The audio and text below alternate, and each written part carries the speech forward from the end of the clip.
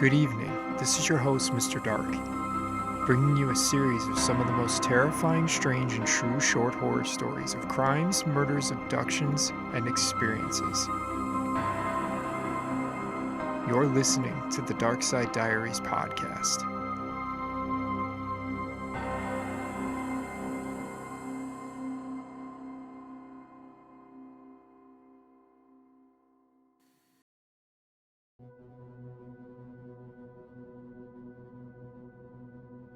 The disappearance of Granger Taylor. Granger Taylor was born on October 7, 1948, from Duncan, Vancouver Island, a lodging and fishing town which sits in the Canadian province of British Columbia. Granger had what his friends and neighbors would call an incredible mind for mechanical engineering and was a master machinist. He was said to have been a gentle, shy, and brilliant young man who was known to friends and family as Gentle Ben. Over the course of his young life, starting at the age of 14, Granger would rebuild and restore a locomotive, an automobile, and an airplane, all of which have been displayed or sold to collectors. Granger lived on his mother and stepfather's wooded lake property for his whole life. As he got older, he remained focused on understanding vehicles of flight and the technology behind it. But Granger grew bored with human technology and would turn his attention to a new challenge. How are UFOs able to move like so many eyewitnesses have claimed? And how were these ships powered? According to his stepfather, Granger, in the later part of the 1970s, spent over half a year constructing and welding a life-size replica of a flying saucer out of spare parts he had found on his parents' land. In Douglas Curran's 1985 book, In Advance of the Landing, Folk Concepts of Outer Space, the author had said, Taylor built his spaceship out of 2 satellite receiving dishes and outfitted it with a television, a couch, and a wood-burning stove. He became obsessed with finding out how flying saucers were powered, spending hours sitting in the ship thinking and often sleeping there. Prior to Granger's disappearance, he furnished the saucer and would become home away from home, where he would dive into his UFO research. Granger began to research the UFO phenomenon by collecting all of the books that he could find on the topic. He would try to understand the mechanics of UFOs based solely on eyewitness accounts and the pseudoscience available in these books. This became an obsession for Granger. He would often confide in his friend Bob Nielsen, and Granger would eventually tell him that he received a message from space. A month before Granger vanished, Nielsen would disclose to reporters a story he was told by Granger. Nielsen would say, he said it happened when he was in bed. He lay there and got mental communications with somebody from another galaxy. He couldn't see them. I said they can't just be mental, but he said it was like they were talking just to him and to his mind. He was asking questions about the means for powering their crafts. The only thing they would tell him was it was magnetic. A few days following this discussion with him, an excited Granger would tell Nielsen that the disembodied voices had visited him again. This time the voice invited him to a trip through the solar system. Granger would call this his 42-month interstellar voyage, and he was thrilled about it, according to Nielsen. On the night of Friday, November 28, 1980, Granger would express his heartfelt affection and appreciation to his stepfather Jim for everything he had done for him. Jim had no idea this would be the final time he would talk to Granger either. This same night, Granger would stop to eat at Bob's Grill in Duncan for dinner, and this would be the last place he would be seen alive. That night, hurricane force winds were reported in the area, and power lines were down throughout Duncan and the surrounding area, leaving the entire region in darkness. The next day, Granger Taylor was nowhere to be found. Granger's stepfather Jim contacted the Royal Canadian Mounted Police to report him missing. There was a note Granger left stuck to his parents' bedroom door that said, Dear Mother and Father, I have gone away to walk aboard an alien spaceship. As reoccurring dreams assured, a 42-month interstellar voyage to explore the vast universe, then return. I am leaving behind all my possessions to you, as I will no longer require the use of any. Please use the instructions in my will as a guide to help. Love, Granger. Without anyone's knowledge, Granger prepared 2 wills. They had detailed instructions for his parents on how they should distribute his possessions. The strange part was the word deceased was scratched out on the wills and they were replaced by the word departed. 6 years after his disappearance in 1986, truck fragments and bones were found at a blast site on Mount Provost. At the time, DNA testing was not prevalent, but pathology work by the coroner concluded that the adult human bones belonged to Granger Taylor, and fragments of his clothing were found amid the decayed material.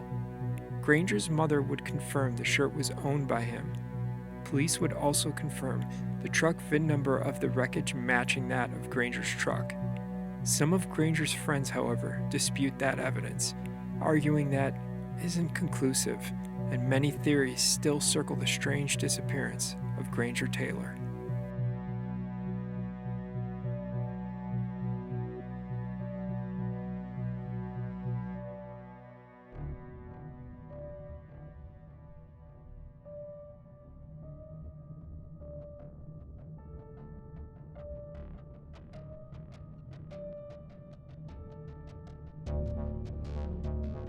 The Papin sisters, cold-blooded murderers.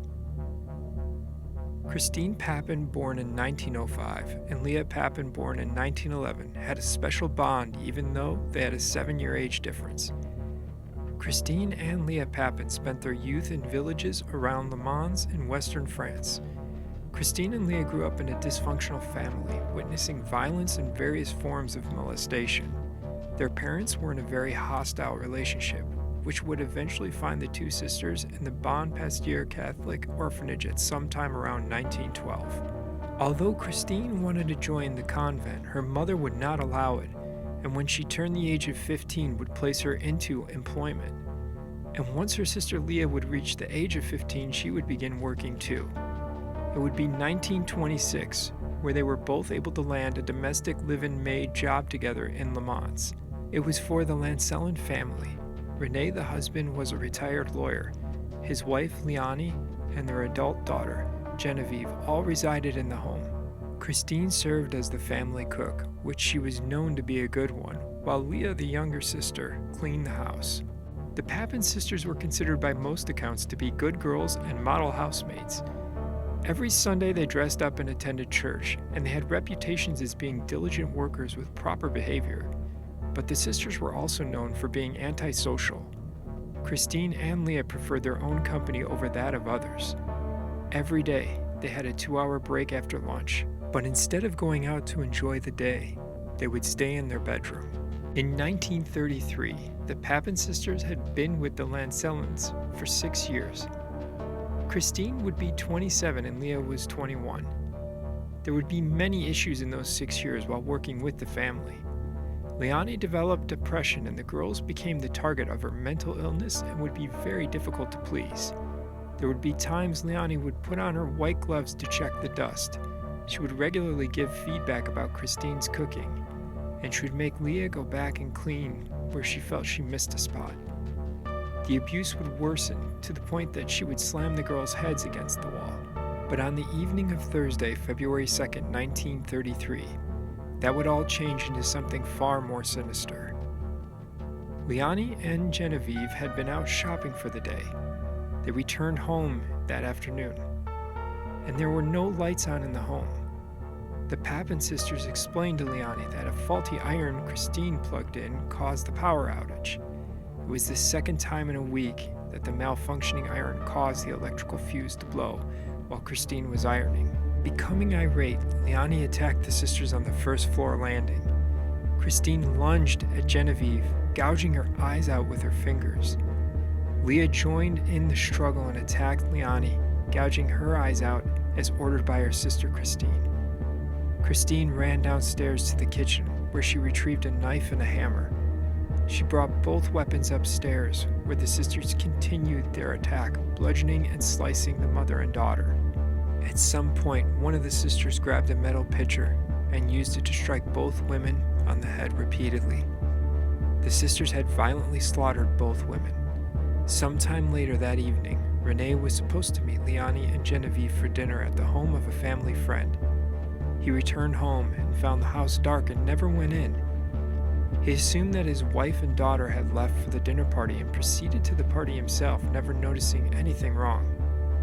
When he arrived at his friend's house, he found that neither his wife or daughter were there.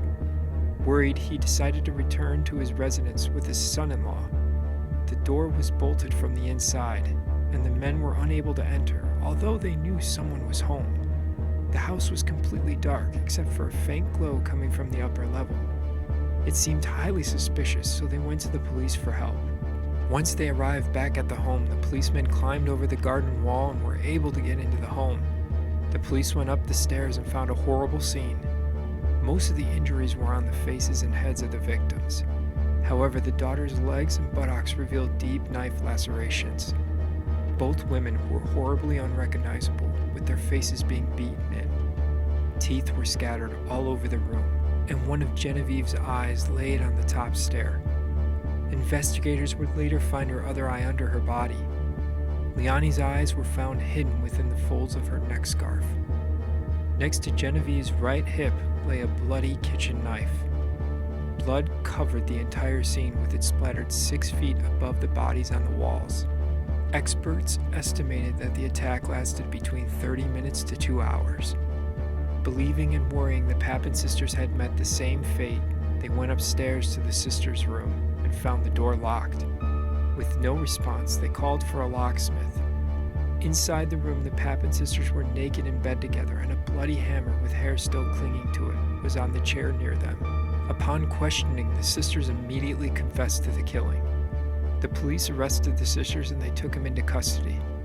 Christine became extremely distressed and would have desperate fits when the police would separate the girls. The authorities would eventually allow the sisters to meet together.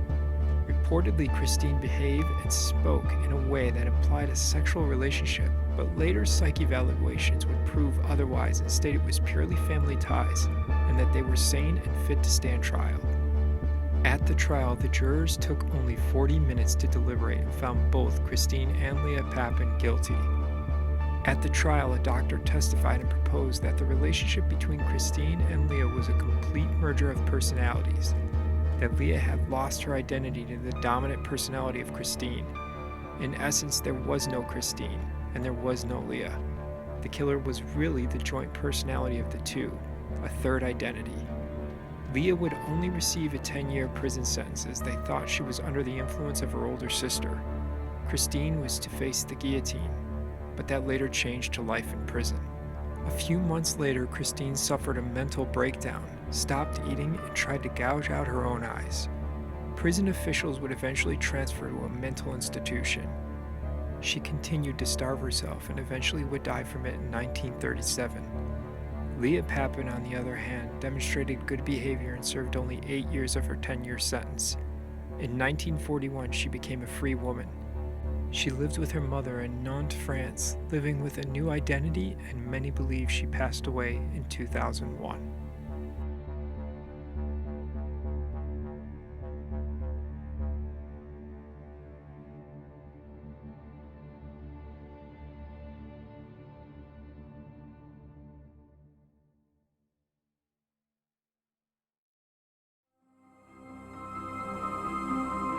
This concludes our episode of the Dark Side Diaries.